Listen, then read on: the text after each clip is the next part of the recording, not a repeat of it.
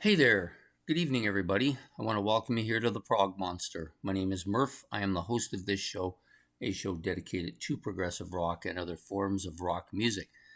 So we're here with a mini series that we've been running for, I guess this will be a month now, which is, sorry, a near perfect start. I had a bit of a brain freeze there for a sec.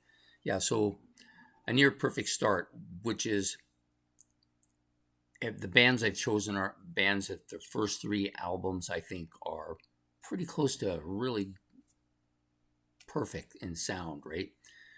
So before we get going, I'll explain a little bit about what I'm doing here. So Ben gave me this idea. You should pick the first three albums from whatever you think are the best three album starts for any bands. So I went through and I had, of course, some ideas of who might be there and who might not be there, and went through all the bands I like and everything, and decided that some of the bands couldn't get on here because there was one album of the three that I wasn't familiar with enough to really give it a ranking of any kind. Like if you haven't listened to it enough, you can't really say, "Oh, this is one of the best three album starts of any band," when you never even listened to it. It may indeed be that. Like there are some bands here. The one that comes to mind, I'll tell you right now, is Steely Dan.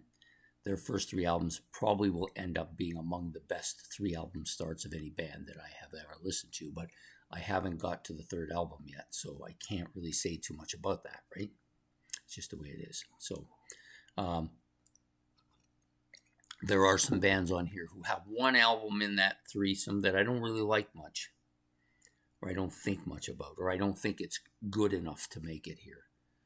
The one that comes to mind may be Heart. Their magazine album is good. It's really good, but I don't think it's quite good enough for this. Maybe it would have been good enough if we were doing like a 20 episode one or a 10 episode one, even a 10 episode one. It might have been good enough, but for here it wasn't quite. Then there was those bands where they had two superstar albums, and then for whatever reason I don't really like the third one, or their first couple of albums were still building. They didn't even have their sound yet. Genesis comes to mind, their first album. It's not bad. It's not a bad album, but it doesn't really sound like Genesis. So that's how I came about this. So when I got down to it, I had about 10 or 11 bands that I thought could have been on here. So I picked the six best. Simple, right? Not so simple, because then you had to weigh that against each other. And so, but today's band was going to get on here. I wasn't quite sure at the beginning where they might finish up. This is episode 4, so they're in third place overall, right? This is the third best of the albums, and there are all three of them are great. I only have two. Not that I have had the number 2 one before, but I had it only in cassettes, and so I got rid of all my cassettes. I don't have it. I've looked for it in vinyl and CD, but I've never been able to find it. Not that I've hunted it down looking for it. I guess I could go on the internet and find it today, but I don't really always want to pay the price that the delivery charge costs more than the album. So the band, of course, is the Pretenders. This is their debut album with all the original members on it. Great album. I don't know if it's their best album, but it's in the top 2, I think. So this is their debut. It's got 12 songs on it. Some really good, catchy stuff on here. Some of my favorite tracks by the Pretenders on here. I like that little phone call part at the beginning of Up the Neck, which I think is just a fantastic tune. Kind of raw energy, which this album is, and the second album have a lot in common. A little bit of a punky nature to some of the songs too, but it's that raw, heavy driving, almost power pop type sound. And then it's a little bit graphic too. Like they got a little bit of attitude going on this one and the second album. Maybe more on this one, not sure. Anyways, Tattoo Love Boys, a lot of attitude there. Space Invaders, a little bit different. It's a product of its time for sure. It's a really catchy song. The Weight is okay. It's not a song I listen to much or think of much. Stop Your Sobbing, of course, is I think that's a cover from the Kinks. It doesn't say that here, but I believe that's the song. That's the cover from the Kinks. Good track though. Kid, another one, is one of those kind of laid back songs, not nearly as aggressive as some of the other stuff. There seems to be one or two of those on every album. This is the one on this one. Private Life, another song like that too. So the two of them, Kid and Private Life, kind of very similar. Private Life maybe a little bit more softer in its tone. And then you have the massive hit here, which is Brass in Pocket, really the song that put them on the charts. And although the whole album is great, Brass in Pocket, song I still sing. I still love it. I still think it's one of, when I hear it, I crank the radio because I want to hear Chrissie Hynde sing it. I love to sing it myself. It's a fantastic tune. And then Mystery Achievement, of course, that they seem to have one of this kind on every album too. It's very, very hooky, very bombastic, almost probably the heaviest track on the album.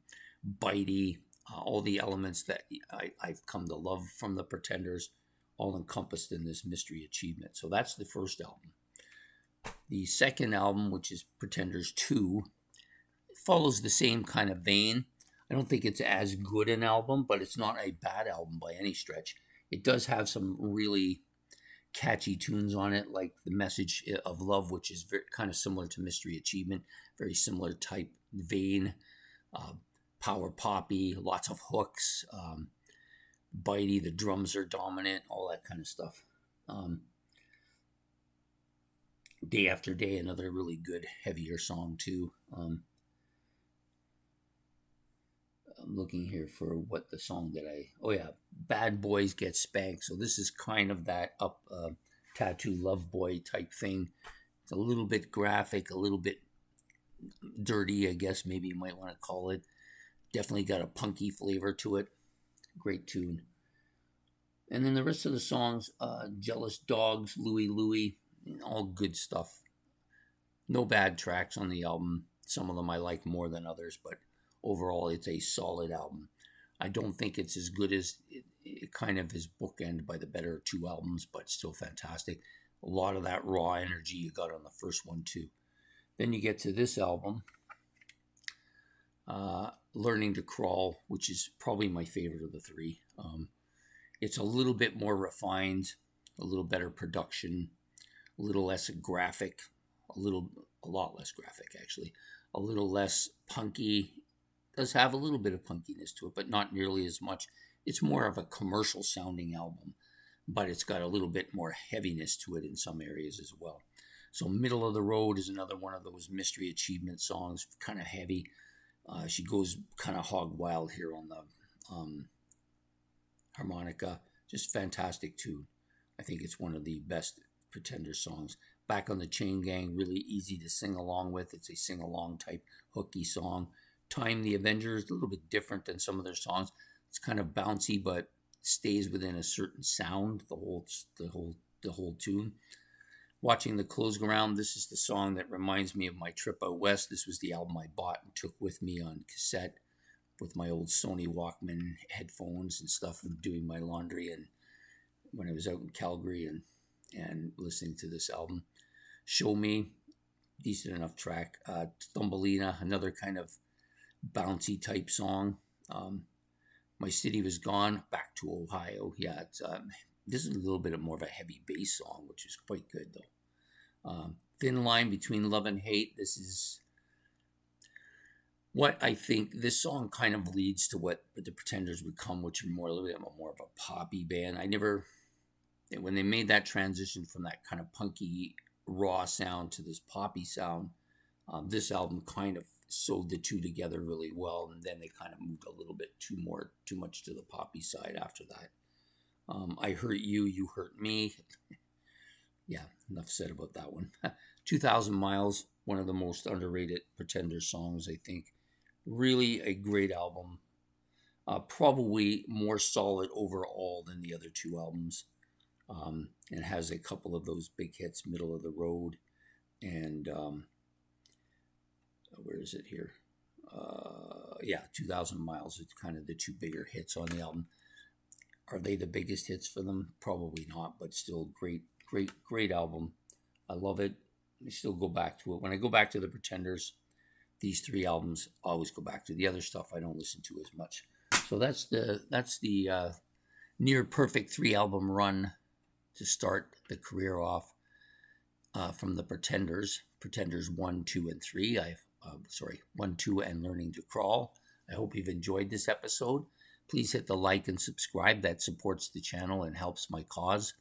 If you want to be notified of the next episode, which will be, of course, next Tuesday, you can hit the notification bell above my head. And if you want to leave any comments about the 3 albums, you can put those in the comment section below. That I will try to answer as much as I can. This was a band that had a huge impact on me early on. I don't listen to them as much anymore, but still great stuff. Anyways, I hope you've enjoyed this. Take care, and we will see you next week for another episode from the mini-series, A Near Perfect Start. Take care.